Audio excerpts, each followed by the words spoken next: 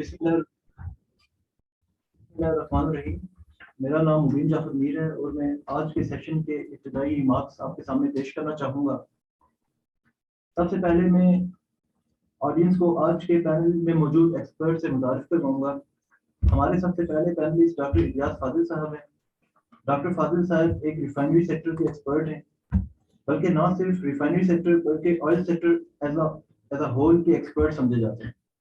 हमारे दूसरे काबिल एहतराम एक्सपर्ट सैयद अख्तर अली साहब हैं। वो एनर्जी सेक्टर के एक एमिनेंट एक्सपर्ट हैं और इनका अबूर एनर्जी सेक्टर के तमाम एलिमेंट्स जिसमें इलेक्ट्रिसिटी, पावर, गैस वगैरह शामिल है। मैं इनको भी आज के प्रोग्राम में खुशामदीद कहता हूँ। और हमारे आज के सेशन के तीसरे और आखिरी एक्सपर्ट अरूज असगर साहब भी हमारे साथ मौजूद हैं। आप इलेक्ट्रिसिटी खुसूसन पावर सेक्टर के एक मुमताज एक्सपर्ट हैं। इसके बाद मैं ये बताना चाहूँगा आज का जो सेशन है इसका मौजू अनबंडलिंग पाकिस्तान एनर्जी क्राइसिस। इसका बुनियादी मकसद यह है कि हमारा मुल्क जिन बेशतर मुश्किलात से गुजर रहा है उनको हाईलाइट किया जाए और ख़ास तौर पर हमारे जो फॉरेन एक्सचेंज रिजर्व्स हैं वो बहुत लिमिटेड होते जा रहे हैं। हमारी जो मुश्किलात हैं खुसूसन एनर्जी सेक्टर से रिलेटेड वो बढ़ती जा रही हैं। तो आज के सेशन का मकसद यह है कि एक डिस्कशन के थ्रू हम ये डिटरमाइन करें कि इसका हल क्या है। हमारे जो नेशनल एसेट्स हैं इनको मैक्सिमाइज करने की ज़रूरत है। हमारे पास जो नेशनल एनर्जी कंपोनेंट्स हैं इनको मैक्सिमाइज करने की ज़रूरत है ताकि इंडिजिनस रिसोर्सेज ताकि जो हमारे इंडिजिनस रिसोर्सेज हैं वो मैक्सिमम कैपेसिटी पर चलते रहें और हमारे जो local availability of energy components हैं वो मैक्सिमाइज हों ताकि हमारी इंपोर्ट्स को कम किया जा सके। इस ब्रीफ इंट्रोडक्शन के बाद मैं हैंड ओवर करना चाहूँगा डॉक्टर इलियास फाजिल साहब को ताकि वो अपने ओपनिंग रिमार्क्स पेश कर सकें। डॉक्टर इलियास फाजिल साहब। मुबीन साहब, बिस्मिल्लाहिर्रहमानिर्रहीम, अस्सलाम वालेकुम। मैं अपने फेलो पैनलिस्ट को दोबारा खुशामदीद कहता हूँ। सैयद अख्तर अली साहब एक जानी पहचानी शख्सियत हैं और farmer member energy planning commission रह चुके हैं।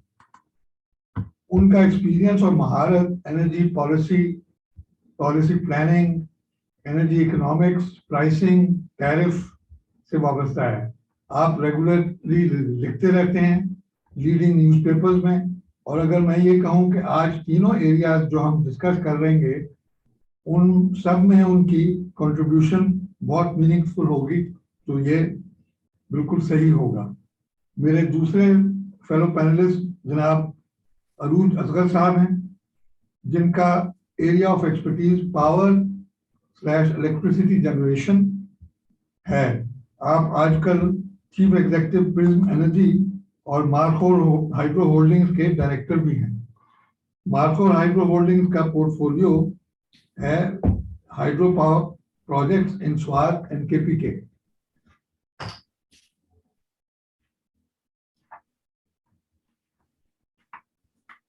मैं और दूसरे जो हमारे जो जूम में शामिल हुए हैं उनको भी वेलकम करना चाहूँगा, पार्टिसिपेंट्स को जिन्होंने अपना कीमती वक्त निकाल के हमें ज्वाइन किया है।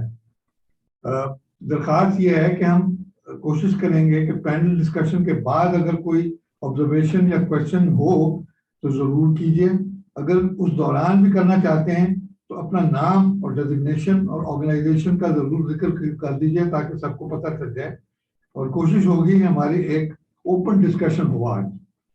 जिस तरह अभी जिक्र किया है अपना मुबीन साहब ने भी कि हमारा मकसद ये है कि जी हम वो एरियाज को डिस्कस करें जिसकी वजह से हमारे जो अपने इंडिजिनस रिसोर्सेज हैं वो मैक्सिमाइज हों और इंपोर्ट्स जो हमारी हैं वो मिनिमाइज हों।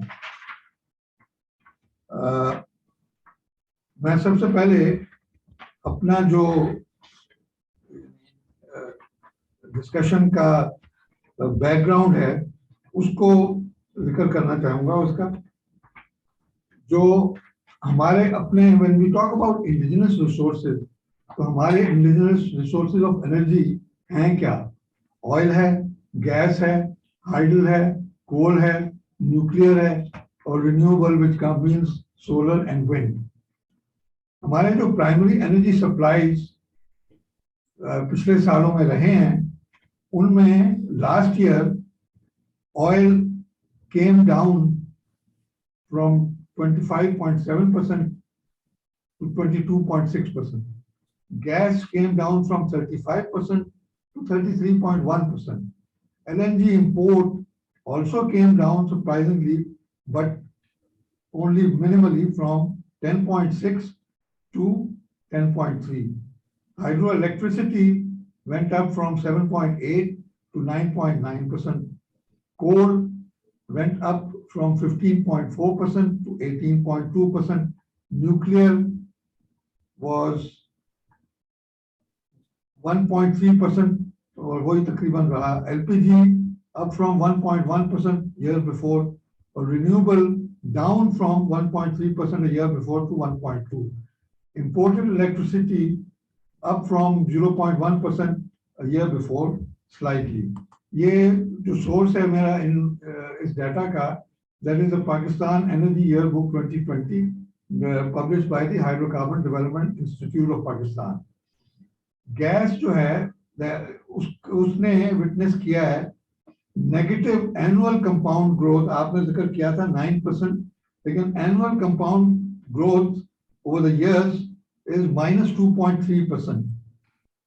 इन अदर वर्ड्स, हमने अपने जो ओरिजिनल रिकवरेबल रिसोर्सेज थे उनको भी डिप्लीट करके we used up almost 66% of our natural gas reserves. इसका मतलब ये है कि natural gas fast depleting resource है और इसके टेकर्स बहुत ज्यादा हैं. अब यहाँ पे मैं ये बताना चाहूंगा कि मैं इसमें from the oil sector side क्या प्रपोज कर रहा हूँ.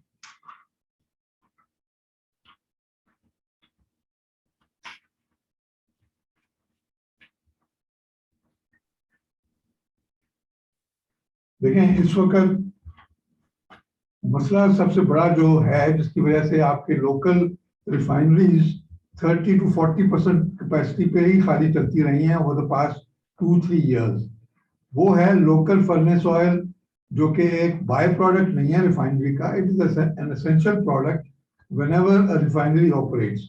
वो चूंकि उठता नहीं है और उठता नहीं रहा because of other energy resources taking any action against it, like LNG, imported RLNG. तो इसकी वजह से फर्नेस ऑयल की यूटिलाइजेशन जो है वो बहुत नीचे चली गई है और इसकी वजह से आपकी रिफाइनरी जो है वो 30 to 40% कैपेसिटी पे चलती रही.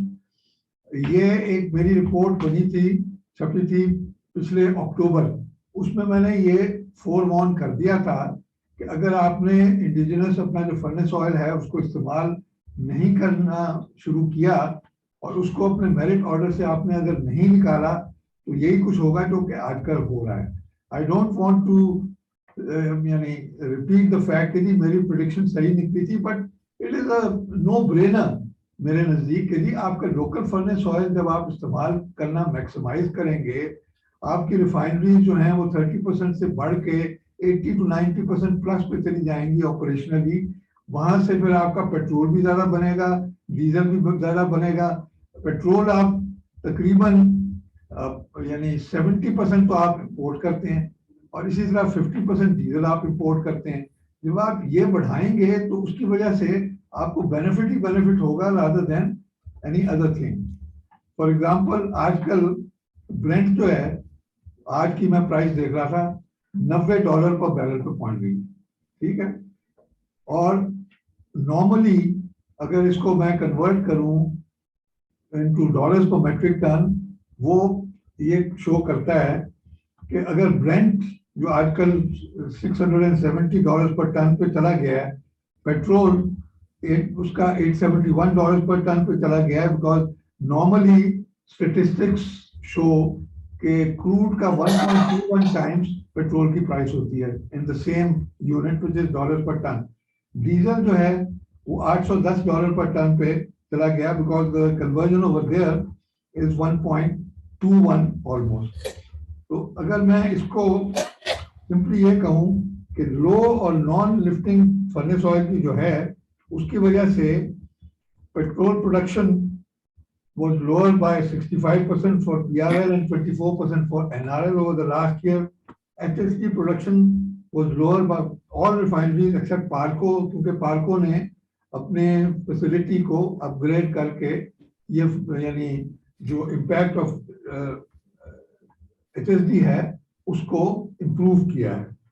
अगर मैं इसको ये डिटरमिन करूं कि जी जो मैं प्रपोज कर रहा हूं उसका इम्पैक्ट फाइनेंशियली क्या आएगा, एडिशनल एनुअल प्रोडक्शन हमारी अगर 4.24 मिलियन टन हो जाती है एट $871 पर टन, और आपके जो मैंने अभी वैल्यूज बताए हैं, तो तकरीबन आपकी नेट सेविंग्स $1 बिलियन एनुअल हो सकती हैं.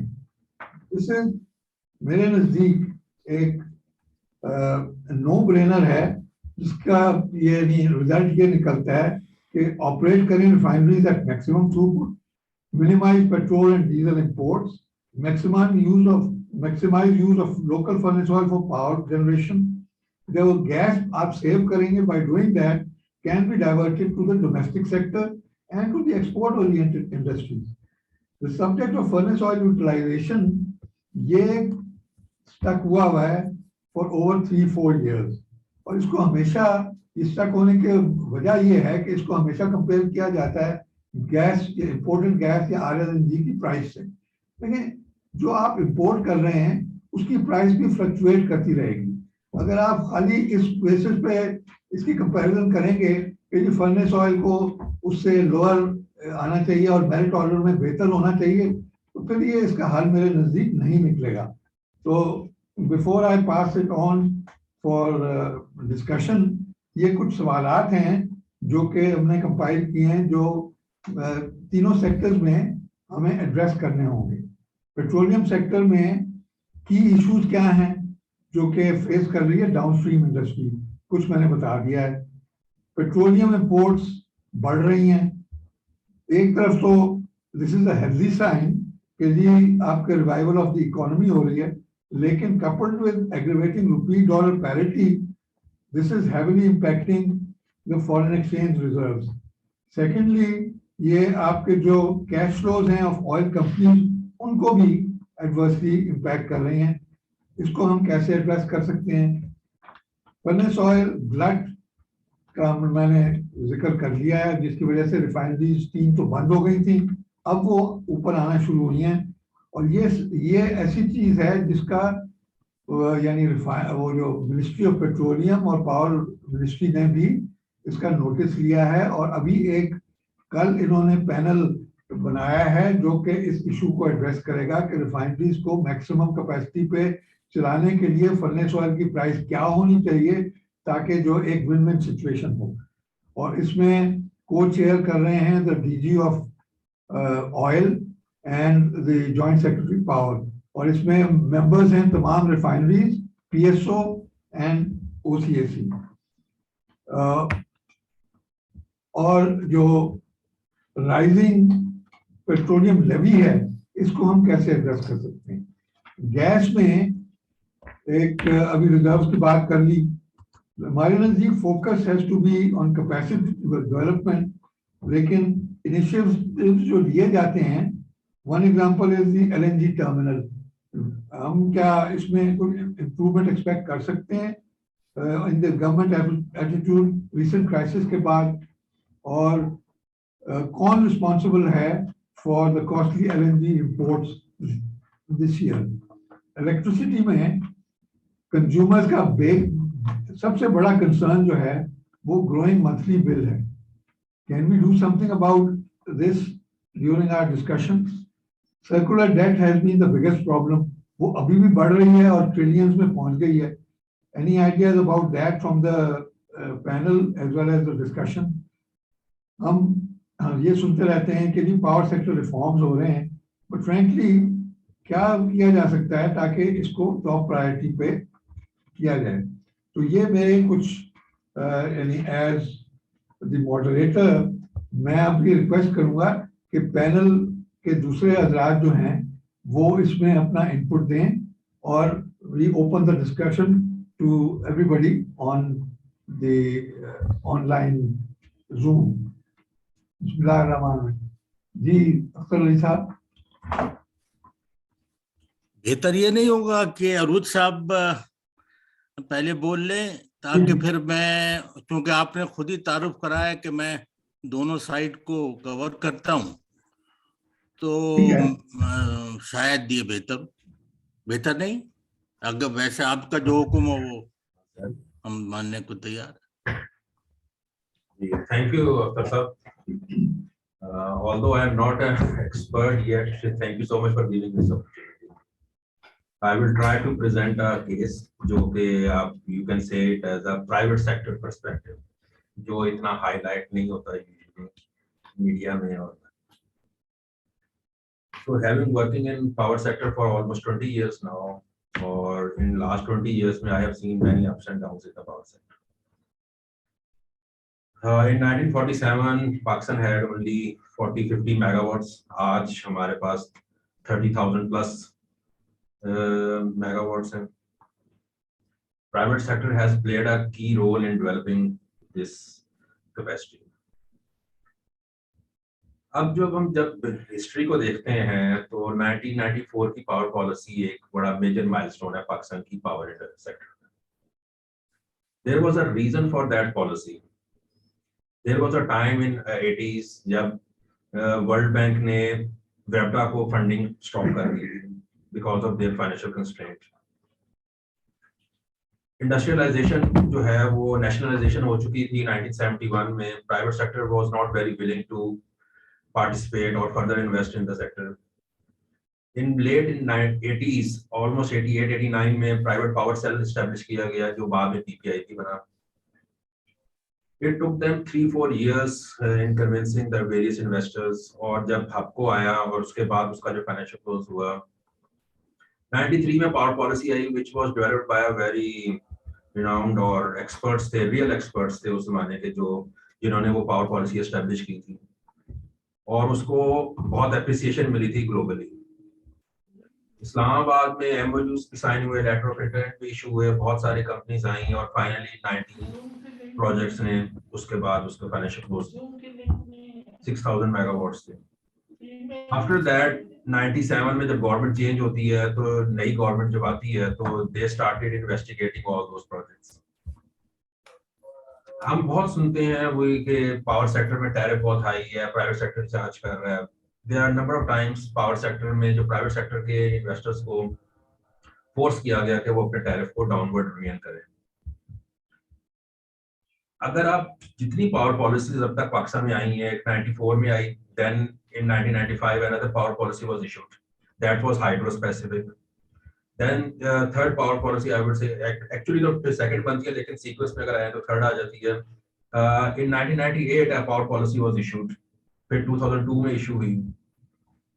जो 1998 की power policy है अगर आप उसको देखें that was one of the best power policies Pakistan had 1998 की. At the same time that was the policy जो miserably flopped हुई.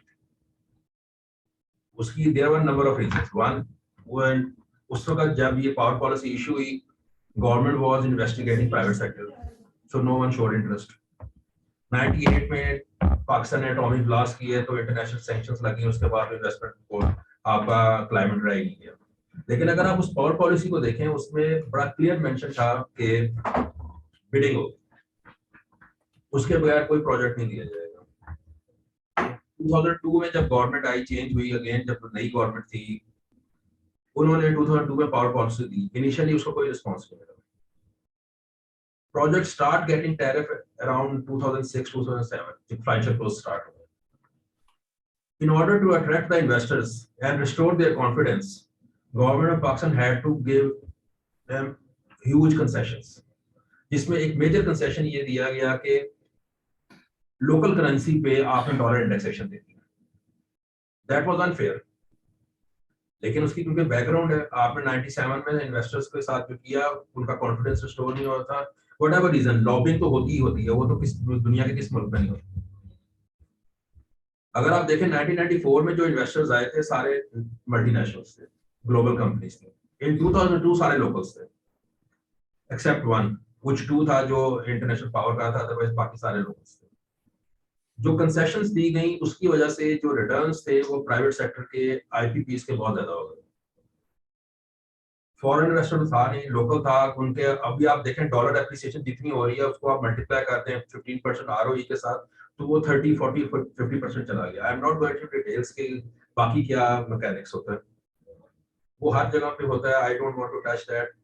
लेकिन ये आई नो कि सैयद अख्तर साहब के व्यूज हैं, उसमें बड़े स्ट्रॉन्ग व्यूज हैं, आई रिस्पेक्ट दोज व्यूज। लेकिन ये है कि इट डजंट मीन कि इन्वेस्टर्स जो हैं वो इनोसेंट है। इट डजंट मीन, मेरे इस पॉइंट का ये मतलब नहीं है कि वो दे आर ऑल इनोसेंट, उनके साथ ज्यादती होती है। They themselves responsible for number of things.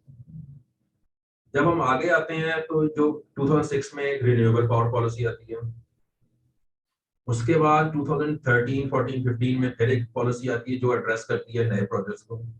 अब अगर हम आज पावर सेक्टर को देखते हैं तो डिफरेंट प्रोजेक्ट्स डिफरेंट पॉलिसीज के अंदर एस्टेब्लिश हुए हैं, और सबको अगर देखा जाए तो आज पावर सेक्टर के सर्कुलर डेट जो सबसे बड़ा इशू है उसको मेनली आईपीपीस को रिस्पांसिबल समझा जाता है।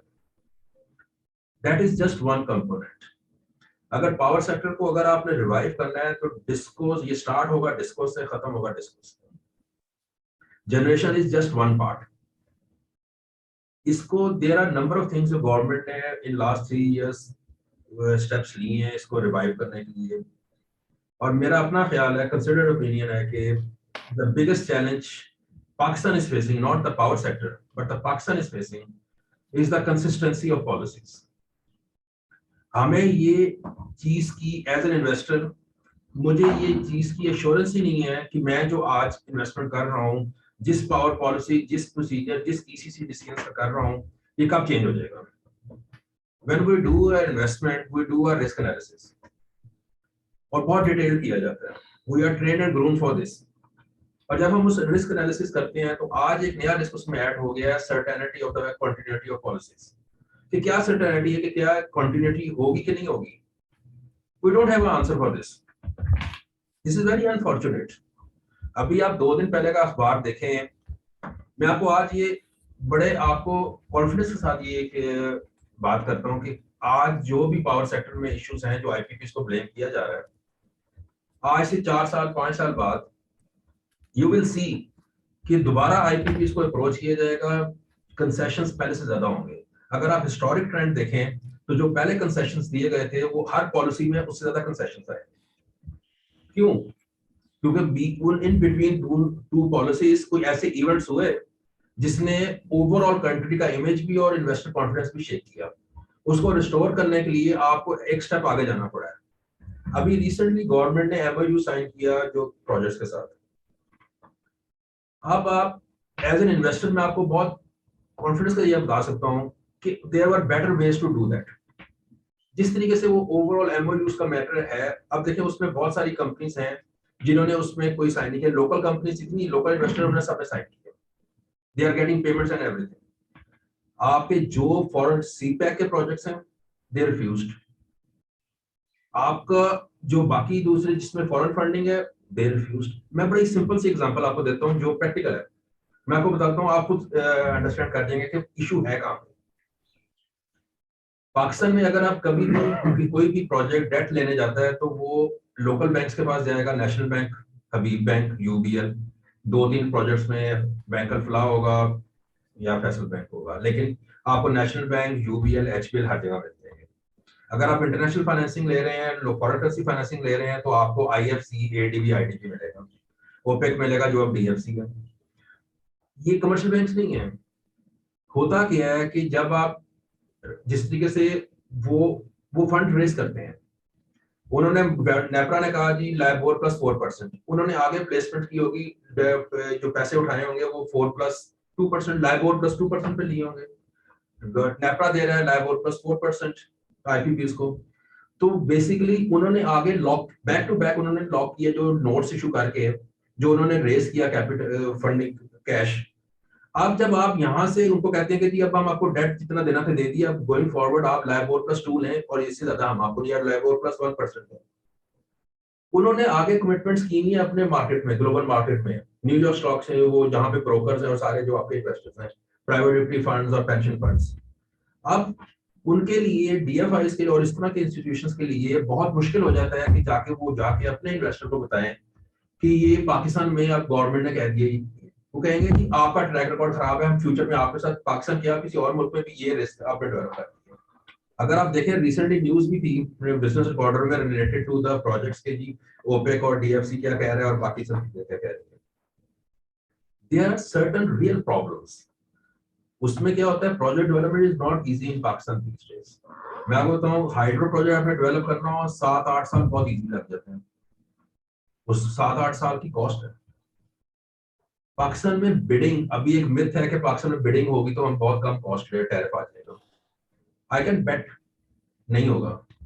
पाकिस्तान में बिडिंग बहुत दफा हो चुकी है। इन 2009, 8 और 9 PPIB ने बिड्स की थी। फिर उसके बाद तोनसा हाइड्रो PPDB ने बिड की 135 मेगावाट्स की, चाइनीज कंपनी ने बिड सबमिट की, नेपरा ने रिजेक्ट कर दी। भाई बिड है तो आप एक्सेप्ट करें, रिजेक्ट कर दी। RFP approved, everything was approved by NEPRA, सारा प्रोसीजर फॉलो किया नेपरा का। NEPRA rejected the bids for Taunsa hydro. एक बहुत अच्छा प्रोजेक्ट है पंजाब में 135 मेगावाट हाइड्रो, लेकिन नहीं हो सका, चाइनीज पे अब उसके बाद नहीं किया। स्पीडो ने 2015-16 में बिड्स की थी हाइड्रोस की। मास्टर हाइड्रो एक प्रोजेक्ट था मास्टर ग्रुप का, बड़ा अच्छा उन्होंने डेवलप किया उसको, उन्होंने सबमिशन की, नेपरा ने टैरिफ काट दिया कि नहीं ये टैरिफ आपका बिड के थ्रू भी कम है, ज्यादा है, इसको कम होना चाहिए। तो देयर इज अ रिस्क कि अगर आपने बिड करनी है तो जो बिड के बाद जो टैरिफ आया उसको एक्सेप्ट करें। अगर बिड के बाद भी टैरिफ एक्सेप्ट नहीं होना और आपने रिव्यू करके उसको काटना है तो that means that is cost plus tariff. जब that is cost plus tariff, तो जो पहले कॉस्ट प्लस टैरिफ है तो why you are objecting that? तो आप इस बेसिकली उसी के थ्रू प्रोसीजर से आप अवॉर्ड करते हैं। अभी जो बिड की बात हो रही है रिन्यूएबल सेक्टर में, विंड और सोलर में, मैं आपको बिल्कुल ये क्लियर बताऊं कि वो पर्पस उसका बिड से ज्यादा ये है कि जो LOIs इशू हुए हैं और 100 मेगावाट्स के, तो वो 100 डिफरेंट कंपनीज को इशू हुए हैं, वो सारे कैंसिल करने हैं। और देयर इज अ रिस्क कि वो क्या करेंगे, वो कोई ना कोई कोर्ट में चला जाएगा। अब 100 कंपनीज को इशू हुआ है, 100 कंपनीज को, कोई एक भी नहीं जाएगा कोर्ट में स्टे ले लेगा कि बिडिंग प्रोसेस रुके, मेरे तो कॉस्ट लगी हुई है। इसका कहाँ सोल्यूशन है?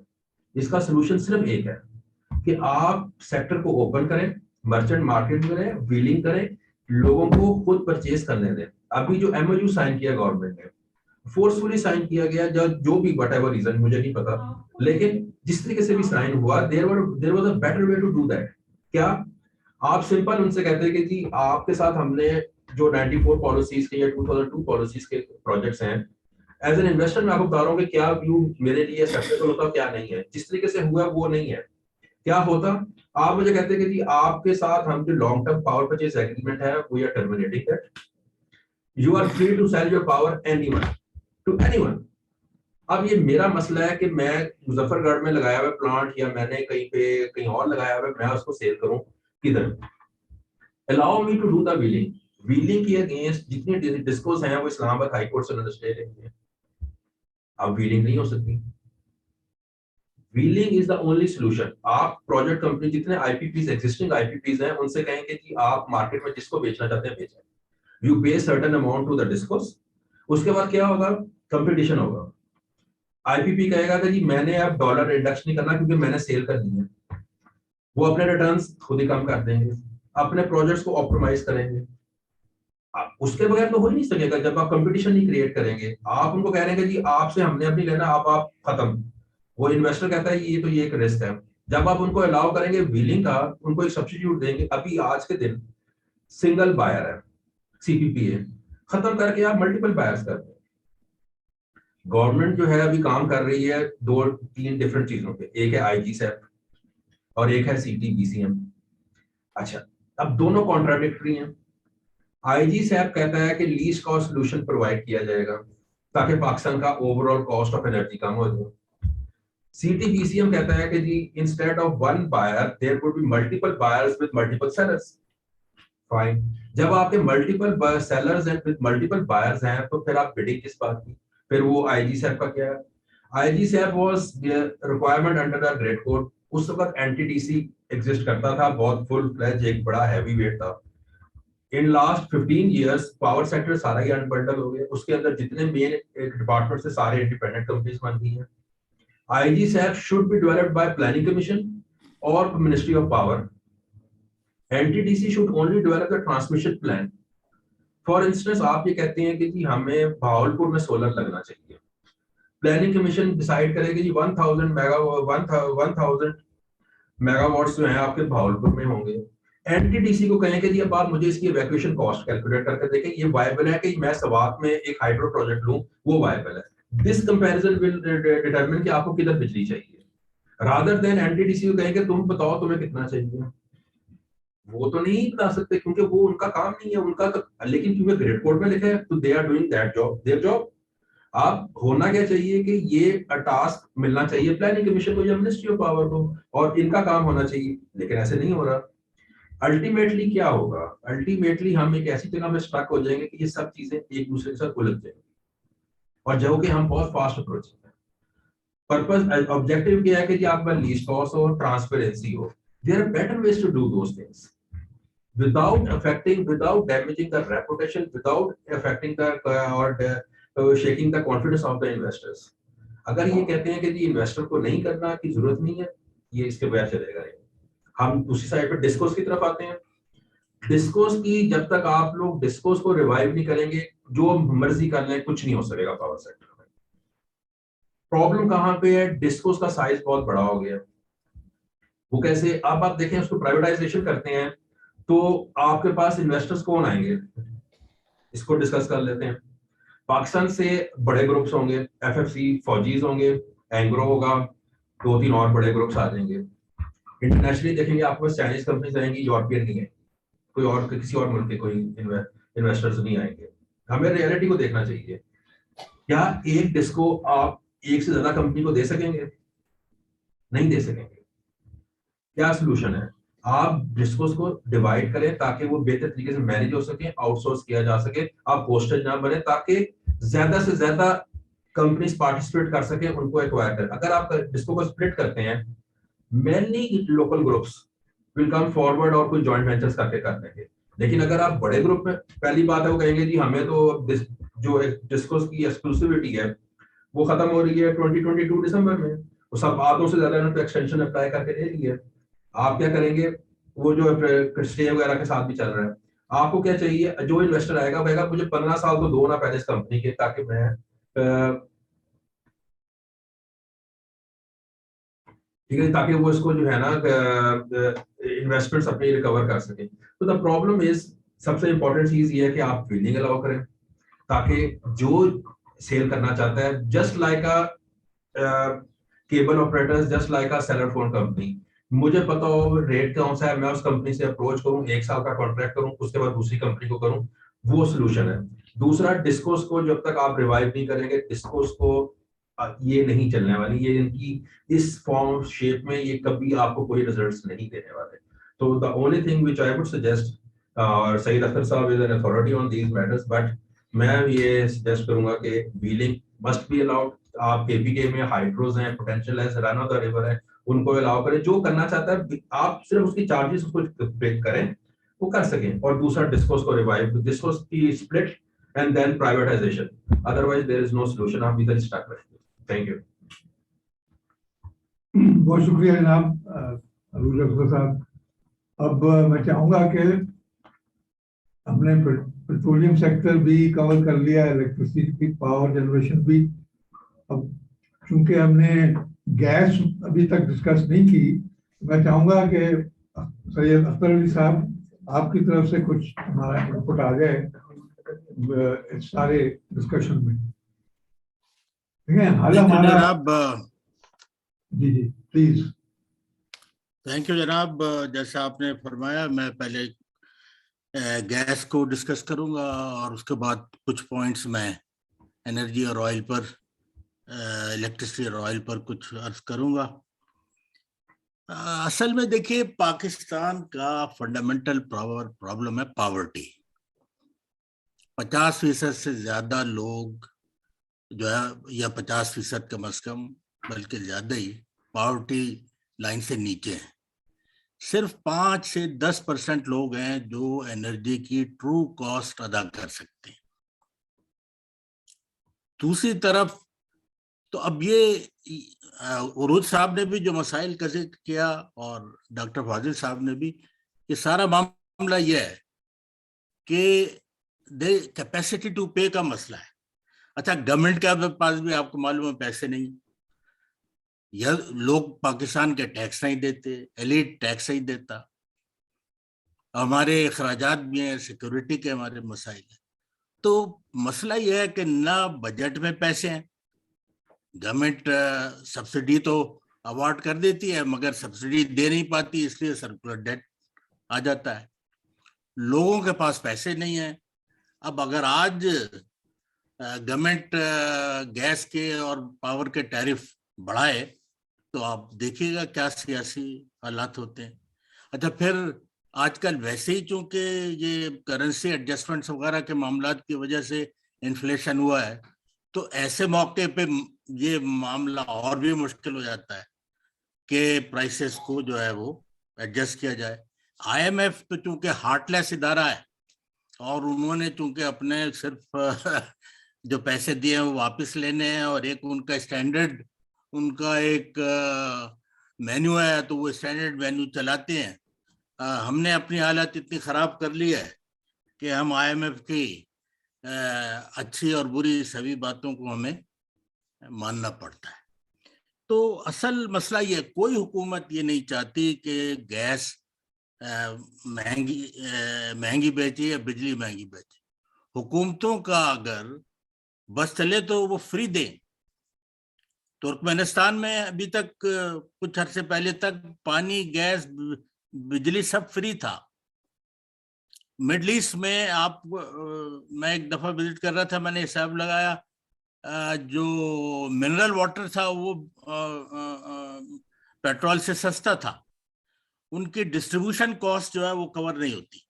तो कहने का मकसद है कि साहब सारा मसला जो है ये पॉवर्टी का है, गवर्नमेंट पुअर है, लोग टैक्स नहीं देते। हाँ, अगर लोग टैक्स दें, यहाँ का अशराफिया और ये जो बिजनेसमैन है ये टैक्स दें, तो काफी रिसोर्सेज जो है डेवलप हो सकते हैं। और फिर गवर्नमेंट जो है, then government can pass on subsidy from its own pocket to the poor and to those who cannot pay. तो ये तो है जी मसला इसका। अब गैस एक जमाना था, when I was a child, तो मैंने देखा कि एक बहुत बड़ा शोला जो है आसमान पे गया और फिर तबसरे ये हुए कि जी पाकिस्तान में 100 बरस की गैस मौजूद है। सुई का जो डिपॉजिट था उसकी बुनियाद पे कहा गया कि 100, उस सुई के बाद न जाने कितनी और गैस आ गई। तो खैर वो एक जुमला मुतरज़ा है, वो उस वक्त की जो कंजम्पशन जाहिर है बहुत ही कम थी सिर्फ, तो उसको रिसोर्स को आपने लो कंजम्पशन रेट से डिवाइड किया तो शायद 100 साल का जो है वो आए गई। तो कहने का मकसद है, बहरहाल एक जनरल इंप्रेशन ये था कि गैस बहुत है। और जो 80s वगैरह में सीमेंट प्लांट्स को भी खूब कहा गया कि जी हालांकि वो को इम्पोर्टेड कोल पे जैसे कि आजकल हो रहा है, दे कुड हैव रन, मगर उनको भी कहा गया और सीमेंट में भी गैस झोंकी गई, तो वो काफी जो है कंजम्पशन जो है वो बढ़ गया। तो अब हालत ये है कि हमारी जो डिप्लीशन है लोकल रिसोर्सेज का वो तकरीबन 10% के करीब आ रहा है। वो एलएनजी वगैरह की वजह से कुछ ओवरऑल नंबर कम है, लेकिन डिप्लीशन रेट तकरीबन 10% है। और आपके पास ये गैस 10-15 साल में बिल्कुल खत्म हो जाएगी और आपका जो कंजम्पशन है वो डबल हो जाएगा। यानी एवरेज 4 भी आप लगाएं, या आजकल कहते हैं 5-5.5 है, तो ये तकरीबन 8 बिलियन क्यूबिक फीट पर जाएगा। तो ये अंदाजा लगा लीजिए कि क्या सूरत हाल है। अभी तक जो हमारी सूरत हाल कुछ थोड़ी बहुत काबिले कबूल थी, वो ये कि लोकल गैस सस्ती है, लोकल गैस सस्ती है और एलएनजी महंगी है, तो एक एवरेज जो है हमारा वो कुछ बेहतर आ जाता है। एलएनजी कुछ अरसे पहले तो बहुत सस्ती हो गई थी, लोकल से भी सस्ती हो गई थी, मगर उसका उन्होंने जो होता है कैपिटलिस्ट साइकिल के पहले जो है प्राइसेस लो होती हैं, उससे इन्वेस्टमेंट कम होता है और फिर कैपेसिटी कम डेवलप होती है, तो उसकी वजह से फिर वो प्राइसेस बढ़ जाती हैं। ये साइकिल जो है कैपिटलिज्म का है, 7 साल 8 साल, कुछ कमोडिटीज का 5, कुछ का 10, ये ऊपर नीचे ये साइकिल होता है और ये आइंदा भी होता रहेगा। कुछ हम और इसलिए बच गए कि कतर गैस को बड़ा यानी तानो मतून किया गया जब स्पॉट प्राइसेस कम थी। तो एक हमारा कॉन्ट्रैक्ट 13.3 पे है और फिर बाद में जब स्पॉट प्राइसेस लो हुई तो कतर ने 10 पॉइंट समथिंग पर जो है हमसे और एग्रीमेंट कर लिया। तो जो इस वक्त आजकल एलएनजी में मारा मारी हुआ है और 6 गुना प्राइसेस बढ़ी हुई हैं, उसका हम पर उतना इम्पैक्ट नहीं आया जितना यूरोप में आ रहा है, जो स्पॉट प्राइसेस पर जो लोग डिपेंडेंट थे। हम स्पॉट प्राइसेस पे डिपेंडेंट नहीं है, लेकिन फिर भी ऑयल से चूंकि 1% ऑफ ऑयल जो है उससे गैस प्राइस डिटरमिन होती है, तो ऑयल प्राइसेस की वजह से हमारे जो लॉन्ग टर्म कॉन्ट्रैक्ट हैं उनकी भी प्राइस बढ़ रही है, लेकिन उतनी नहीं जितनी गैस की स्पॉट प्राइस। मतलब हमारा जो एलएनजी के प्राइसेस हैं वो $10 से $12 जो है कंज्यूमर को पे आके पड़ती थी। यानी कंज्यूमर से मुराद ये है कि गैस सप्लायर्स, उनको 10 से 12। तो जो अभी रिसेंटली जो प्राइसेस हैं वो हैं कोई $36, यानी 3 टाइम्स मोर। तो वो तो हम वी कांट अफोर्ड इट। तो ये इस किस्म का सिनारियो अगर खुदा ना करे आ जाता है तो हम तो वी कांट कंज्यूम। यानी हमारे यहाँ इवन अमीर आदमी भी, यानी सिवाय 1-2% लोगों के, जो अपर मिडिल क्लास है उसके लिए भी $36 पर MMBTU की गैस खरीदना जो है वो ऑलमोस्ट इम्पॉसिबल है। तो अब जनाब, तो बात यह है कि गैस का प्राइसेस का मैंने अवेलेबिलिटी का इश्यू आपको बताया। अच्छा, बात यह कि गैस हमारे रीजन में बहुत है। ईरान में यानी इतनी गैस है जिसकी था नहीं। कतर बहुत गैस है। ईरान तो हमारे बराबर में है, तो वहां से तो पाइपलाइन हमारा मंसूबा को 10-15 साल का है। तो गैस सप्लाई का एक लिहाज से प्रॉब्लम नहीं है, मगर है भी, जो आप सब जानते हैं ईरान पाइपलाइन का क्या हुआ। एलएनजी के अपने भी मसाइल है। आज कोई मसला हुआ तो नहीं अब तक, लेकिन हो सकता है कि एक शिप अगर फर्ज किया किसी कोई मसला हो गया कभी, तो वहां तो बिल्कुल यानी टैप टू टैप एलएनजी का कनेक्शन होता है। अगर आपका कोई शिप बीच में इधर उधर हो जाए तो आप क्या करेंगे। तो एलएनजी के जो है कि रिस्क जो है वो अपनी जगह पर मौजूद है। तो रिच, तो बात यह है कि साहब नथिंग, अपनी रिसोर्स से कोई बेहतर चीज नहीं है। उस थोड़ी सी महंगी भी अगर आपको 10-12% पड़ जाए तो वो बेहतर है। अच्छा, उस सिलसिले में हमने कुछ किया नहीं। हमारी 2 बड़ी बड़ी कंपनीज हैं, माया नाज, OGDC, PPL। वो जनाब उनका आप देख लीजिए हालत क्या है। पिछले 2-3 दहाई में कोई मेजर गैस डिस्कवरी नहीं हुई, कोई मेजर डिस्कवरी नहीं। डिपॉजिट्स हैं, ये कोई नहीं कह रहा कि गैस नहीं है। या तो अगर कह दिया जाए अच्छा साहब गैस नहीं है, हाँ हम कुछ नहीं कर सकते, ये भी नहीं कहा जाता। तो कोई आपने 1 TCF एंड ओवर का कोई डिपॉजिट आपने दो होता क्या है कि हर गवर्नमेंट आती है, वो एक रोड शो करती है और जाके जो है अपना नक्शे वक्शे दिखा देते हैं, जनरल डेटा, और वो जनाब कोई आता नहीं है। हालांकि गैस प्राइस का जो फार्मूला हमारा वो भी कोई बुरा नहीं है, $6 तकरीबन इस वक्त दे रहे हैं, जो कोई it's not a bad price. तो ये कोई प्राइस की वजह नहीं है कि लोग नहीं आ रहे। 2 मसाइल हैं, एक मसला है सिक्योरिटी का बलूचिस्तान का, और दूसरा मसला है डेटा का। हम बस चाहते हैं कि हम लोगों को बस एक जमीन का इलाका कह दें कि जी ये है और ये थोड़ा मोटा डेटा हमारे पास ये है, अब आप इस पे जो है करें रिसर्च वगैरह वगैरह। अब हमारा एक ग्रुप है एक्सपर्ट्स का, मैं तो चूंकि एक्सपर्ट नहीं हूँ ऑयल गैस का इन दैट वे, मैं आप ही डॉक्टर फाजिल जैसे लोगों से सीखता हूँ, तो उसमें ये ऑलमोस्ट कंसेंसस आया है कि गवर्नमेंट को कुछ पैसे खर्च करने चाहिए डेटा कलेक्शन पे, एरिया के रिसर्च, बेसिक, जैसे मतलब ये साइज्मिक सर्वेज हुए या रिमोट सर्वेज हुए, तो इसमें अगर आप $100 मिलियन भी खर्च कर दें, जो कुछ नहीं है, $80 मिलियन भी कर दें, 60 कर दें, और फिर बाद में वसूल कर लें, और लोगों को कोई सेमी प्रीपेड डेटा कम से कम दें कि जो उनको एनेबल करे कि वो आके कम से कम लीड टाइम में आके अपनी फील्ड वर्क शुरू करें, अपना ड्रिलिंग शुरू करें, और जो है कुछ सूरत हाल बने। तो ये एक कंसेंसस है जो हमारे एक बड़े अच्छे ग्रुप ने ये निकाला है, और शायद उस पे कुछ गवर्नमेंट से शायद कम्युनिकेशन भी इस पे शायद हो या हो जाएगी।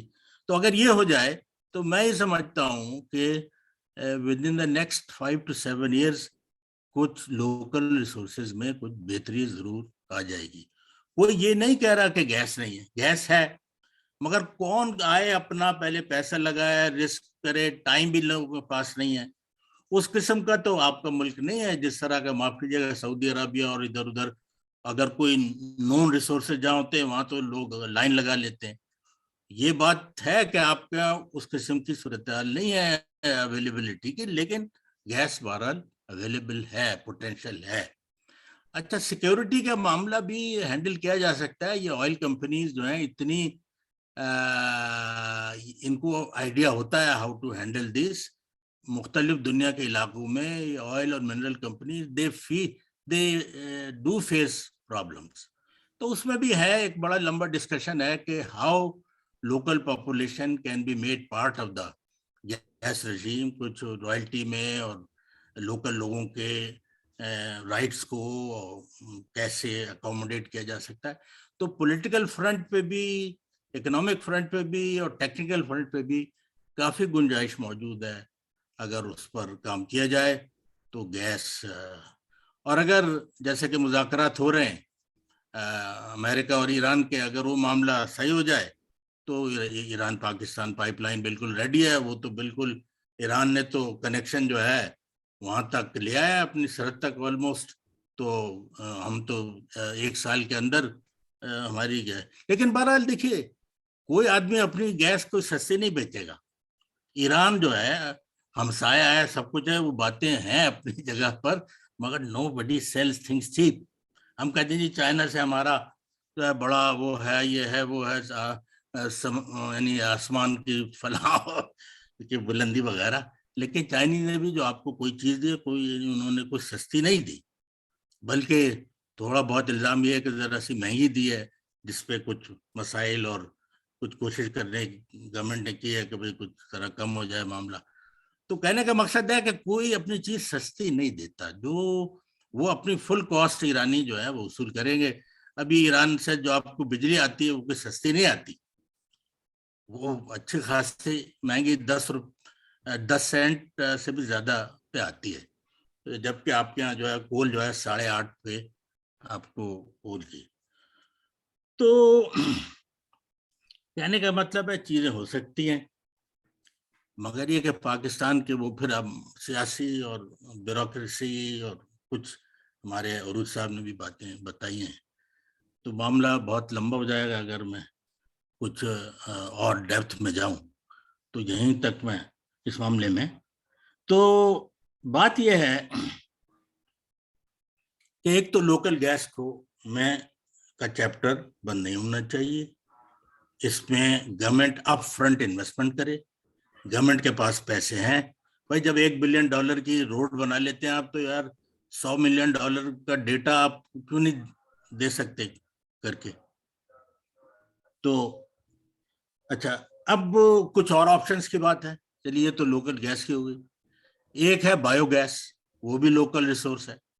पाकिस्तान दुनिया के मेजर मिल्क प्रोड्यूसर्स में से है, तो मुख्तलिफ एस्टिमेट्स की लगाए गए हैं।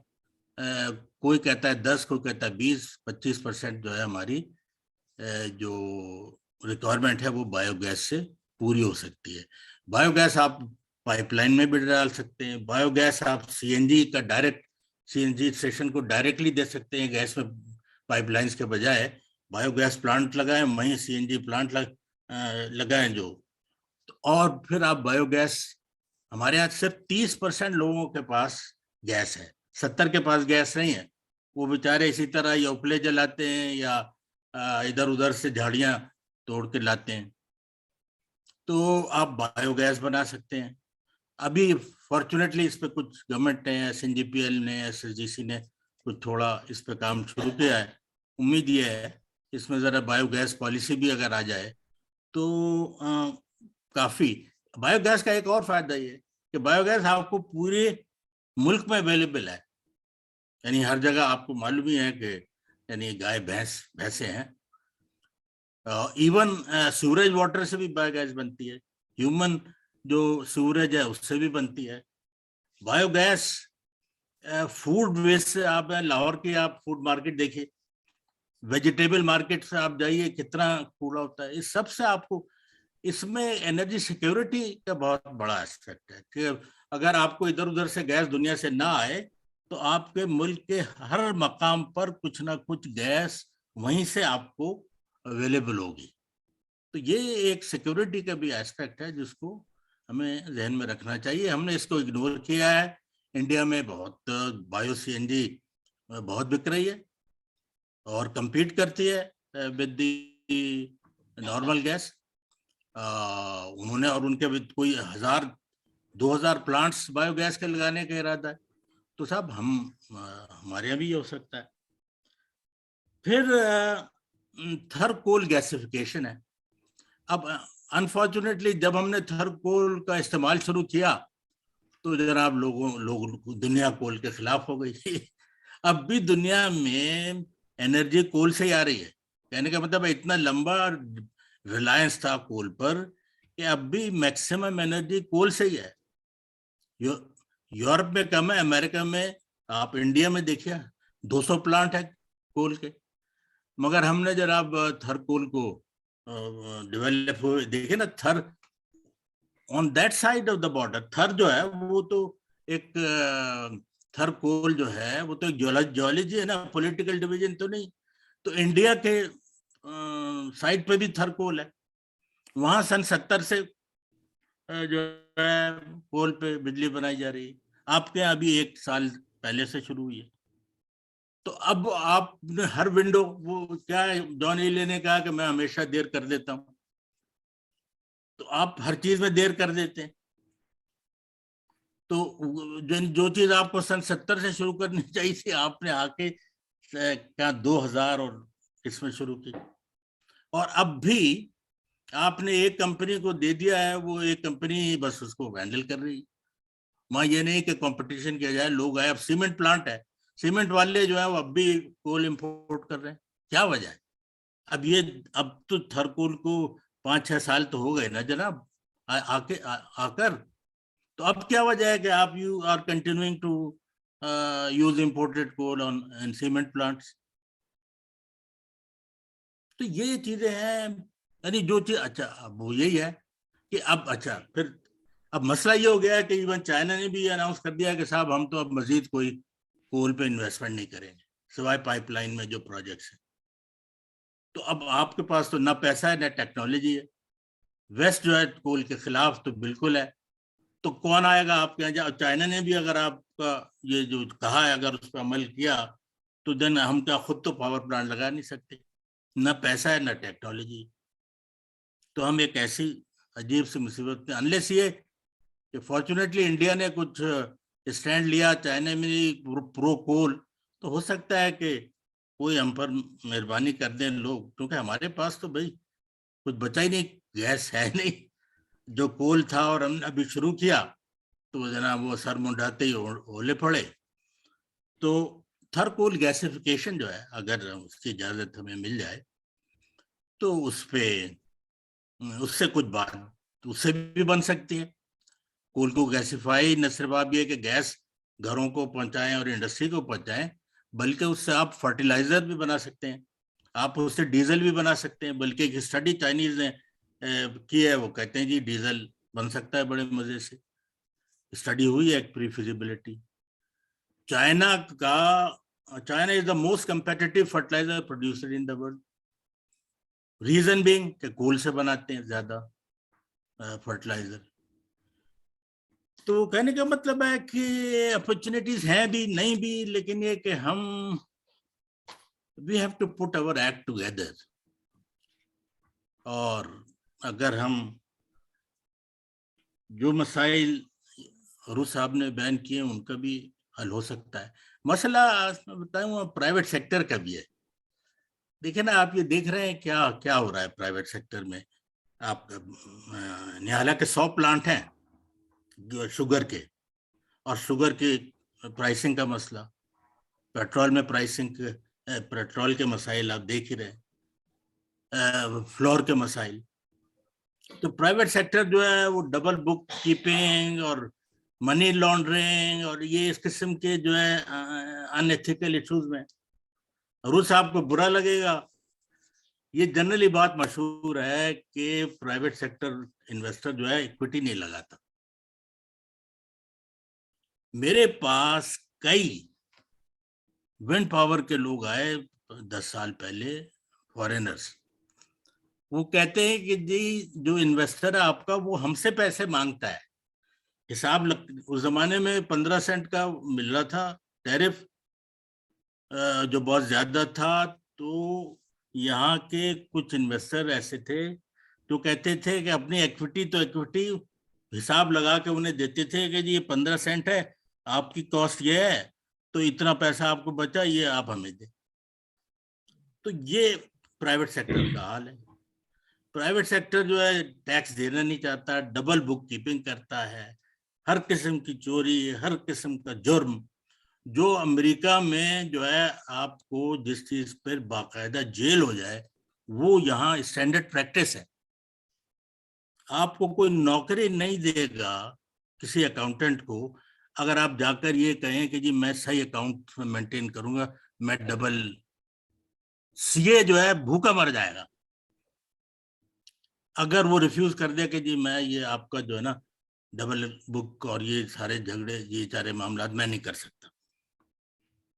तो कहने का मकसद है कि मसाइल है, लोग कहते हैं जी ये मसले आप क्यों नहीं हल करते, और प्राइवेटाइजेशन और ये और वो। अब ये जो बिजली का जो प्राइवेटाइजेशन की बात हो रही है, मैं फेवर में हूँ, फिर बावजूद प्राइवेट सेक्टर के सारे मसाइल के I am still in favour of privatisation.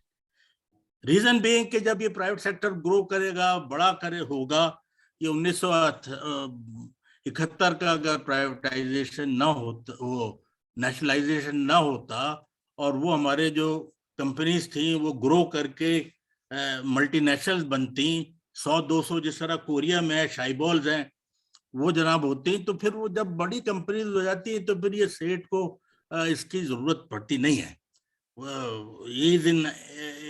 he is in the process of expansion. He doesn't have time to indulge in this double bookkeeping and all that. बल्कि उसको तो कैपिटल चाहिए होता है। He wants to show more earning, क्योंकि उसे grow करना है। तो कहने का मकसद यह है कि अच्छा, अब कुछ करंट इश्यूज हैं, एलएनजी टर्मिनल वगैरह का। फाजिल साहब, टाइम का तो आपको मसला नहीं है? कितने मिनट और देंगे आप मुझे? बस मेरे ख्याल में 1-2 मिनट और ले लीजिए। अच्छा, 1-2 तो नहीं, 5 मिनट, 5 मिनट दें आप मुझे, ताकि मैं। अच्छा, आप करंट मसाइल, एलएनजी टर्मिनल्स आप देख रहे हैं, बातें सुन रहे हैं काफी अरसे से, बहुत से लोग तैयार हैं।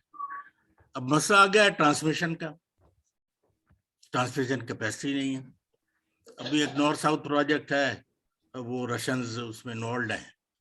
तो एक ये प्रपोजल ये था कि जी लोकल लोग कर लें, उनमें कैपेबिलिटी है, सुई सदन में ला के जल्दी जल्दी गैस पाइपलाइन डाल लें।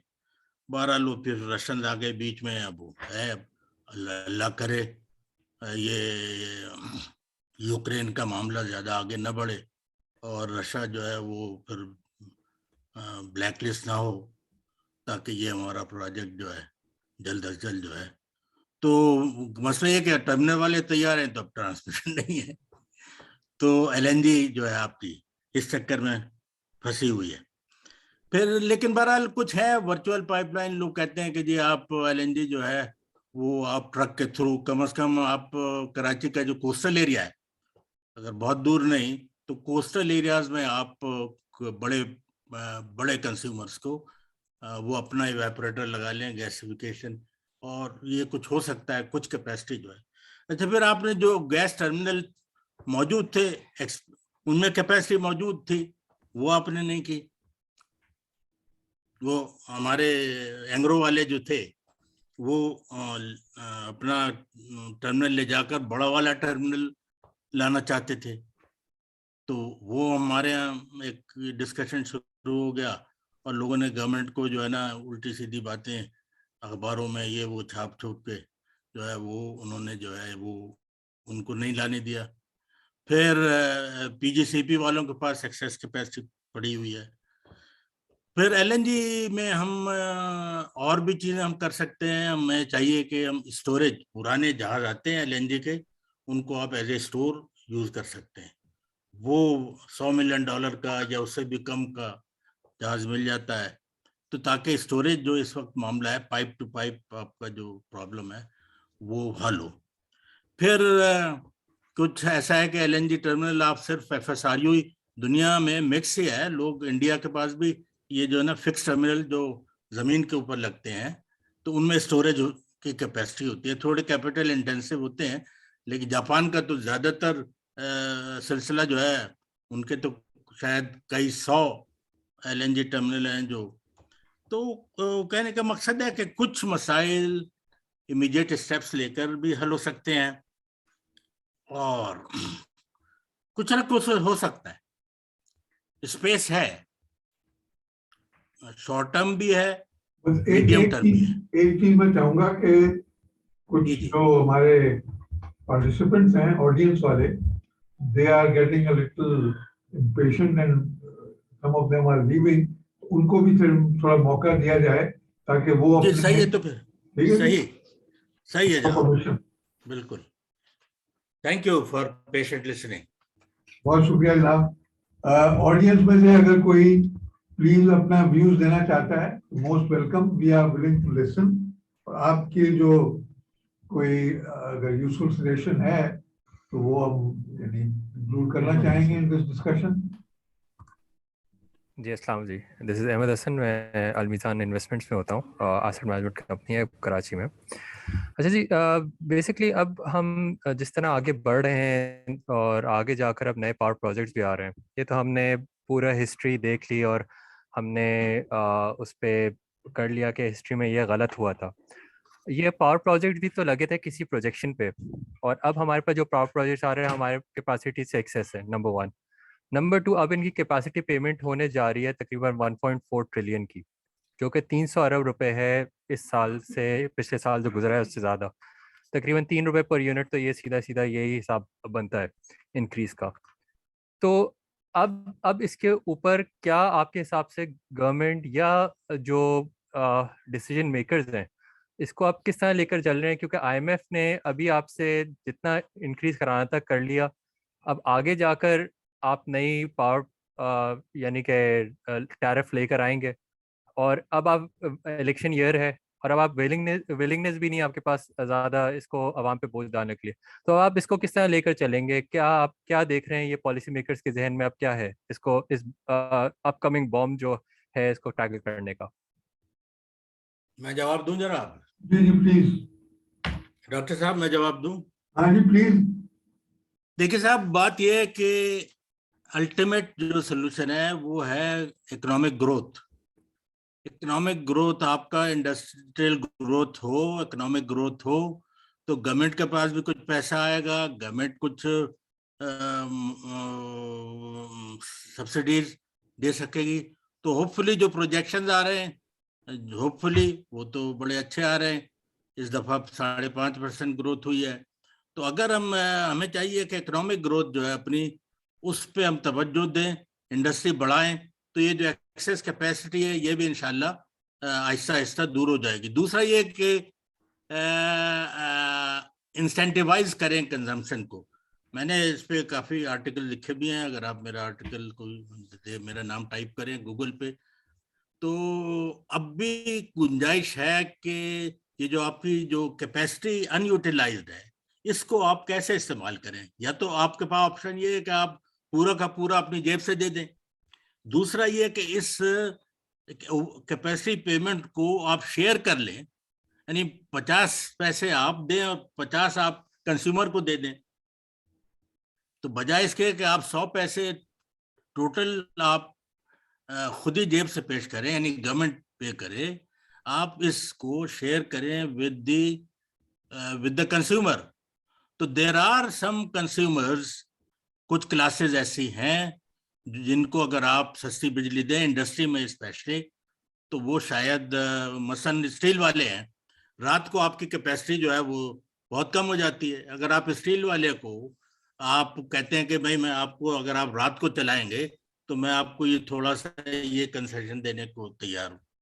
तो इस तरह you can identify some class of people जो आपके साथ ये कैपेसिटी पेमेंट को शेयर कर सकें ड्यू टू लोअर टैरिफ। तो ये दो मेरे जहन में सॉल्यूशन नजर आते हैं। एक, गवर्नमेंट ने थोड़ा बहुत इंसेंटिव लाए हैं और उससे कुछ थोड़ा बहुत फायदा हुआ है। Thank you. जी, एनीबॉडी एल्स? ताहिर बशारा चीमा साहब मौजूद हैं या? जी, मैं वही पूछ रहा था, मीटिंग में है। ताहिर साहब अगर हैं तो ताहिर साहब has a lot of wisdom to offer by the way of both questions and answers. Tahir साहब आ गए। मुझे इजाजत देते हैं तो मैं 2-3 बातें अर्ज करना चाहूंगा। जी प्लीज। जी शुक्रिया जी। हमारे जो इश्यूज हैं ना जी, ये जो अभी दोहराए गए, ये तो वही हैं पुराने जो हम सुनते आ रहे हैं। इशू को जब मुकफ़फ़ आप करते हैं, इसे कूज़े में बंद करते हैं, तो हमारे यहाँ हमें समझ आती है कि पॉलिसी के भी इश्यूज हैं, इसके बाद जो एनर्जी की गवर्नेंस है उसमें भी इश्यूज हैं, और तीसरा जो इसकी मैनेजमेंट है वो इंतहाई लैकलस्टर। आहिस्ता आहिस्ता ये टोटल जो मैनेजमेंट है या इसकी गवर्नेंस है वो नॉन प्रोफेशनल के हाथ में चले गई है, और जो पॉलिसी बनती है जैसे पहले दिन से बन रही थी कि इंटरेस्टेड पार्टीज के कहने पे बनती थी, वैसी ही बन रही है। और उस पे कन्फ्यूजन जो है वो बहुत ज्यादा, जिसे कहते हैं, फैली हुई। मैं उल्टा चलता हूँ। सबसे पहले मैं आपको अर्ज कर दूं कि पाकिस्तान में कोई, जिसे कहते हैं, एक्सेस कैपेसिटी नहीं है। मुश्किल जो इस वक्त हमारे पास जनरेशन है वो हमारे काम में आ सकती है, लेकिन जो आपको एक्सेस नजर आती है उसका रीजन है कि गवर्नमेंटल रेट नहीं है, वो बिजली को बेच के उसके बिल्स वसूल नहीं कर सकते, इसलिए पूरे मुल्क में बदकिस्मती से जो है वो रेवेन्यू बेस्ड लोड शेडिंग है। और वो भी अनफॉर्चुनेटली खैबर पख्तूनख्वा, बलूचिस्तान और सिंध में सेंटर्ड है या फोकस्ड है, उससे हमें फेडरेशन के भी इश्यूज पड़ रहे हैं। तो बहरहाल ये समझ आती है कि पॉलिसी, गवर्नेंस, मैनेजमेंट के इश्यूज एक तरफ रख दें। अब दूसरी बात आ जाती है कि 5 एक्सटर्नैलिटीज हैं जो हमारी एनर्जी सेक्टर को खाती हैं। उसमें से जो इम्पोर्टेंट चीज है वो गवर्नमेंटल रिट है। रिट है ही नहीं, और अगर रिट हो भी सही तो भूल जाई जाती है। मसलन बहुत सारे कैप्ड वेल्स या वो एरियाज जहां हमने एक्सप्लोरेशन कर ली थी लेकिन अब डेवलपमेंट होनी थी और सिक्योरिटी के इश्यूज की वजह से हम भूल गए थे, अब वो पक्का ही हम भूल गए, हमारी मेमोरी में से निकल गया, उस तरफ हम गए भी नहीं। तो यानी कि हम रोते तो हैं कि हमारी गैस इस परसेंटेज से कम हो रही है और इसके बाद हमारी जो रिफाइनरीज हैं वो अपना तेल नहीं बेच पा रही, लेकिन उसके बहुत इश्यूज हैं जिन पर गौर करना होगा। अब रह गई बात कि दुरुस्त हो सकता है या नहीं हो सकता। बिल्कुल हो सकता है, हर चीज दुरुस्त हो सकती है। तो उसके लिए ये है, प्रोफेशनलिज्म को किसी तरीके से बीच में लाना होगा। अभी तक तो प्रोफेशनल्स को आने नहीं दे रहे, हर काम जो है वो नॉन प्रोफेशनल ही कर रहा है। और इसमें जो स्कर्ज है वो हमारा जनरलिस्ट है, यानी कि जनरल एजुकेशन लेके किसी मुकाम पे वो पहुंच गया। इसके बाद वो सिखाता है कि क्या करना है। यानी कि वो सुबह के वक्त जो है वो सीखता है, he is in the learning mode, और शाम के वक्त जो है ना जी वो एडिक्ट्स पास करता है कि किस तरीके से काम होना चाहिए। तो बहरहाल ये इश्यूज हैं, इन इश्यूज को अगर हम डील कर लेंगे और एकेडेमिया या आईपीआई जैसी इंस्टीट्यूशंस जो हैं इसे उजागर करेंगी, बजाय इसके कि रिग्म रोल में पड़ जाए कि आईपीपीज ने क्या किया क्या ना किया। आईपीपीज बहुत ही अच्छे हैं, इतना मैं आपको बता दूं, इसके बाद मैं बात खत्म करता हूं। IPPs have taken this country for a big ride, और हर पॉलिसी के तहत 94 की पॉलिसी हो, 2002 की हो, बाद में 2006 की आई, इसके बाद सब्सिक्वेंटली 2015 तक आई। सो मच सो कि मैं सिर्फ आपको एक पावर स्टेशन का बताता हूं जो कोल फायर्ड है, और जाहिर है उसके सिस्टर प्रोजेक्ट्स भी हैं, वो $600 मिलियन से ओवर इनवॉइस्ड है। जैसे अख्तर अली साहब ने फरमाया, खाली ये नहीं है कि वो जीरो इक्विटी या फैंटम इक्विटी होगी, बल्कि घर में भी कुछ ना कुछ बच जाएगा। टोटल फ्रॉड्यूलेंट है, और लोग ये समझते हैं कि ये सिर्फ रीनेगोशिएशंस इस दफा हुई थी, ये तो पहले दिन से हो रही हैं। यानी कि आप इमेजिन कीजिए 97-98 में भी नेगोशिएशंस हुई, इसके बाद 2000 में भी हुई, दोनों में मैं भी उसके अंदर था, आई नो अबाउट इट, वो भी था, इसके बाद भी होती रही। अब ये मौका था कि जब एक मोहम्मद अली कमीशन रिपोर्ट आ गई, उसने आपको बिल्डिंग ब्लॉक दे दिया, उस पर फोरेंसिक ऑडिट होना चाहिए था, वंस एंड फॉर ऑल इसको दुरुस्त में करना चाहिए था, ताकि इन्वेस्टर भी जलील ना हो, और जो पाकिस्तानी हैं वो तो अल्लाह बचाए उन्हें, वो तो जलालत उनकी जारी है, उसे ठीक किया जाए। और आप हैरान होंगे कि जो इस वक्त 34,500 की कैपेसिटी अवेलेबल है उसको तो आप भूल जाइए, लेकिन जो 1 लाख और आनी है उसके साथ तो किसी ने नेगोशिएट किया ही नहीं, उस पर किसी ने गौर ही नहीं किया, वो पहले ही वतीरे के मुताबिक चल रहा है। All in all I keep on telling people कि जो रजिया है वो गुंडों में फंसी हुई है, जब तक आप उसे बचाएंगे नहीं काम नहीं चलेगा। शुक्रिया जी। बहुत शुक्रिया जनाब, very well said. Before I go for summing up the discussion, अगर ऑडियंस में से कोई और साहब अपना यानी कोई ओपिनियन देना चाहते हैं तो मोस्ट वेलकम। सर, ऑडियंस में को सुनने के बाद मैं आपका एक पॉइंट है उस पर कुछ 2 मिनट लेना चाहूँगा। जी जरूर जरूर। पहले ऑडियंस को सुन लीजिए, उसके बाद में हमाद हसन साहब बात करेंगे। जी अस्सलाम वालेकुम, दिस इज़ हमाद, मैं पार्को से में काम करता हूँ। So basically I wanted the panel views about the newly drafted refinery policy. आप लोगों ने काफ़ी कुछ लिखा है इस पॉलिसी के बारे में, but since this discussion didn't cover that policy, so if you can just highlight few of the critical aspects and what do you think. जी मैं इस पे कुछ कहना चाहूँगा। बेसिकली आपकी जो एग्जिस्टिंग रिफाइनरीज हैं आपकी, वो बेसिकली टॉपिंग रिफाइनरीज कहलाती हैं। कोई रिफाइनरी जो है वो सक्सेसफुली ऑपरेट नहीं कर सकती unless it is a conversion या डीप कन्वर्जन रिफाइनरी। ये जो पॉलिसी का लैक है, this has caused where we are today. मैं जब 4.5 साल में रहा हूँ chief executive officer of oil company advisory council, उस वक्त हमने गवर्नमेंट को एक रोड मैप बना के दिया था कि आपको in order to address the forthcoming growth आपने रिफाइनरीज को एक्सपेंड किस तरीके से करना है। उसके बाद प्लानिंग कमीशन और ऑयल यानी डिपार्टमेंट जो है डीजी ऑयल, इन्होंने हम तमाम स्टेक होल्डर्स के साथ बैठ के 2017 में एक डाउनस्ट्रीम पॉलिसी फाइनलाइज कर ली थी। उसके बाद गवर्नमेंट चेंज हुई, गवर्नमेंट चेंज होने के बाद रीथिंकिंग शुरू हो गई, और वो पॉलिसी अभी तक रीथिंकिंग का शिकार है। जो कुछ हफ्ते पहले रिफाइनरीज को इंसेंटिव्स देने की बात हो रही थी, उस पर दोबारा सवालात शुरू हो गए, and the refineries have now started saying कि जी the government is not serious in this regard. तो आपने बिल्कुल सही पॉइंट आउट किया कि जो रिफाइनरी की पॉलिसी है वो बहुत जरूरी है। जल्द से जल्द उसको अगर आप एड्रेस नहीं करेंगे तो जो उन्होंने इन्वेस्ट करके और अपने आप को अपग्रेड करना है 3 years डाउन द लाइन, वो आज आप शुरू करेंगे तो होगा ना। कोई भी प्रोजेक्ट जो होता है उसका कम से कम 24 to 36 मंथ्स तो इम्प्लीमेंटेशन में लगता है। अब आप फाइनेंशियल क्लोज से पहले ही उनको इस तरह टाइटन करना शुरू कर देंगे, this is not happening only in the refining sector, it is happening in the other sectors also. तो आई थिंक जो अभी बातचीत हुई है उसमें कंसिस्टेंसी ऑफ पॉलिसी, डिलेज को अवॉइड करने का मैकेनिज्म, और ये जो the right person for the right job instead of trying to fit in square pegs in round holes, जो चीमा साहब ने कहा, that seems to be the direction that needs to be taken.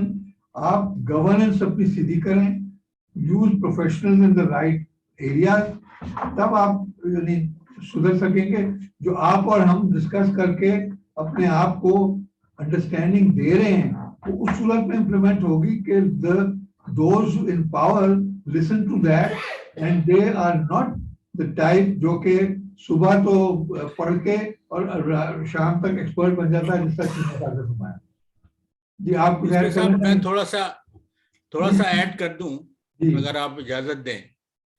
एक जो मसला हुकूमत को मेरे ख्याल में अब आ गया है आईएमएफ की वजह से, हमारे यहाँ जो टैक्स फ्री हॉलिडे देने का रिवाज है वो उसको ना तो मैं पसंद करता हूँ ना आईएमएफ। और बहुत सारे लोग देखिए, अगर आप प्रॉफिट बना रहे हैं तो आप टैक्स दें। तो गवर्नमेंट तो आजकल आप देख रहे हैं वो जीएसटी सबसे वसूल कर रही है, तो मैं नहीं समझता कि IMF would allow 20 years holiday to, जबकि मिलियंस ऑफ डॉलर्स की इनकम होती है रिफाइनरीज को, तो वो जो जीरो टैक्स पर चले जाए। तो मैं इस पे मैंने पहले भी लिखा, I agree with you. और मैं It has to be give and take, not take and take only. ठीक है ना जी, एग्जैक्टली। तो टैक्स बिल्कुल कहाँ से आपका जो नॉर्मल आपका जो ट्रेडर है वो तो टैक्स देता नहीं, किताबें मेंटेन करता नहीं। ये ऑयल और गैस और ये 2-4 कोका कोला और इस तरह की फैक्ट्रीज हैं तो टोबैको जिनसे टैक्स मिलता है, तो इनको भी अगर आप टैक्स फ्री कर दें तो फिर आपके पास कहाँ से आए। और मैं से ये ऐड करना चाहूंगा कि once you have decided a policy, agreed on the policy, तो उसकी वजह से कंसिस्टेंसी आना शुरू हो जाती है कि you then have a road map given the refineries a certain time period के लिए, इस वक्त तक आपने ये करना है, और अगर आप इस वक्त तक ये नहीं करते तो ये पेनल्टी लागू होगी। और आप यानी there has to be sharing in the expenditure. आप ये ना एक्सपेक्ट करें कि गवर्नमेंट आपको इतना सब्सिडाइज या इतने इंसेंटिव्स दे कि it doesn't work for the government. You have to give and take also. I agree totally with.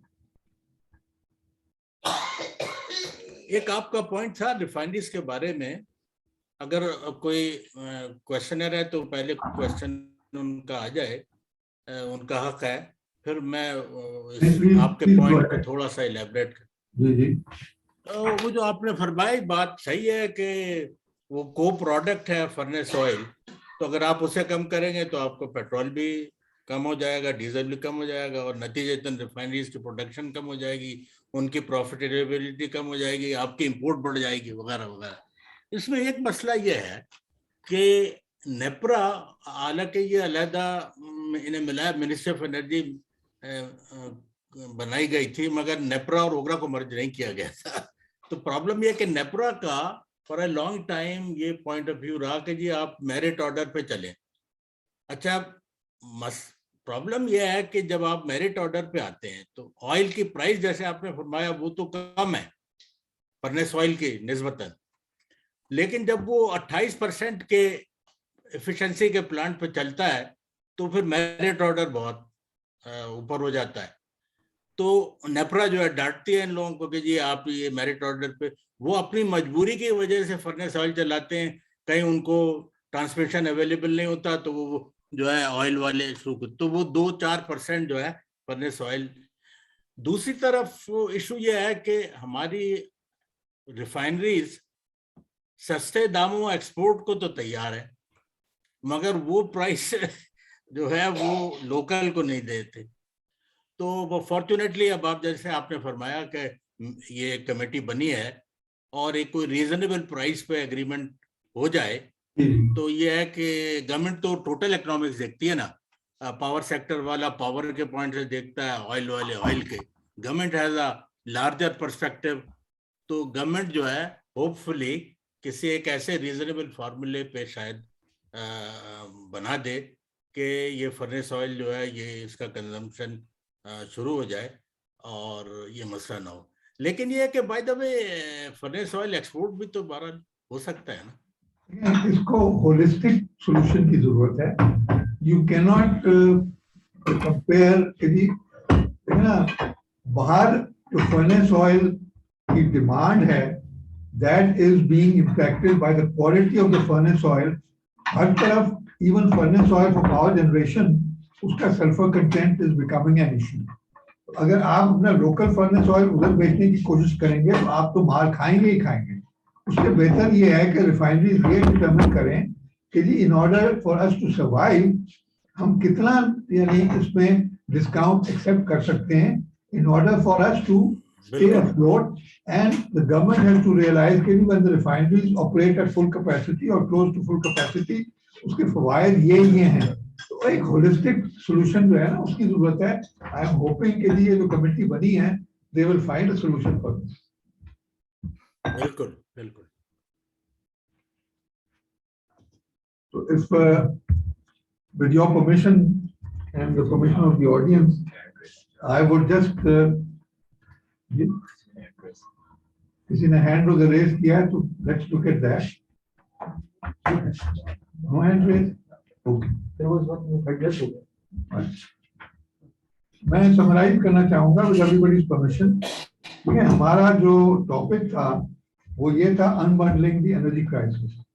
हमारा मकसद ये था कि यहाँ पे डिस्कशन को उस तरफ लेके जाएं जहाँ पे पॉसिबल सॉल्यूशंस निकलें। अख्तर अली साहब ने जो एक और चीमा साहब ने भी जो सजेशन दी है कि आईपीआई जैसे जो इदारे हैं इनको अपना रोल प्ले करके स्टेप अप करके और गवर्नमेंट को पॉइंट आउट करना चाहिए कि जी solution exist, these are the solution, kindly consider it and we are willing to sit with you and identify कि जी इन सॉल्यूशंस को किस तरीके से हमने एड्रेस करना है। कंसिस्टेंसी ऑफ पॉलिसी अगर नहीं होगी तो कई इन्वेस्टर्स छोड़ के जा चुके हैं और ऑयल सेक्टर में भी कुछ इन्वेस्टर्स मुझे पता है कि अब छोड़ के जा रहे हैं और दूसरे उनके जो रिटेल आउटलेट्स हैं उनको परचेज करने में लगे हुए हैं। तो you should not create a situation which leads to this.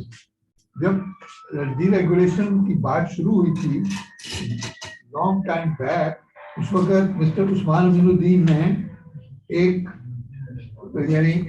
Seminar करवाया था जो कि शेल और दूसरे जो हजरात हैं टोटल, इनसे कहा गया था कि जी आप प्रपोजल लेके आए जहाँ पे ऑयल मार्केट का जो साइज है it should be the same as Pakistan. वहाँ पे क्या हो रहा है ताकि हम उनको एम्यूलेट करके और उनकी सक्सेस स्टोरी को रेजोनेट करा सकें। थाईलैंड और ब्राजील वो मार्केट से जो कि मार्केट साइज में हमसे मिलते जुलते थे और वो देखें कहाँ से कहाँ पहुंच गए और हम कहाँ से कहाँ पहुंच गए। Lot has changed since that time, but what I am pointing out is कि हमें ऑल एंड सन्ड्री से अपने आप को कंपेयर नहीं करना चाहिए। We should identify those areas जिनको अगर हम एम्यूलेट कर सकें। मलेशिया इज वन एग्जाम्पल जहाँ पे देखें ना उनकी पॉलिसीज कितनी सक्सेसफुल हुई हैं। तो आप ऐसी चीजों को हाईलाइट करके, क्योंकि जब डिसीजंस डिले करते हैं ना आप, decisions delayed are opportunities lost, और हम एक वो विशेष साइकिल में फंस चुके हैं और मुख्तलिफ जो सॉल्यूशंस यहाँ पे प्रेजेंट हुए हैं मुझे उस पर एक थोड़ा सा यानी डिसअपॉइंटमेंट है कि एनर्जी कंजर्वेशन हमने डिस्कस बिल्कुल नहीं की। That is a separate subject, लेकिन in such a situation, energy conservation itself can play a very big role to reduce the consumption of your energy and to reduce similarly energy cost. So I think energy consumption, energy conservation का एक हमें separate कोई इसको address करना चाहिए ताकि this has a very immediate impact on what we have been discussing. Thank you very much. आप सब हज़रात का बहुत बहुत शुक्रिया, आपने इतना टाइम दिया, एक मीनिंगफुल डिस्कशन हुई and I'm very grateful for that. And I'm very grateful to IPI और मुबीन साहब and everybody at IPI for arranging this, and बहुत बहुत शुक्रिया जनाब, फैसल साहब, बहुत शुक्रिया।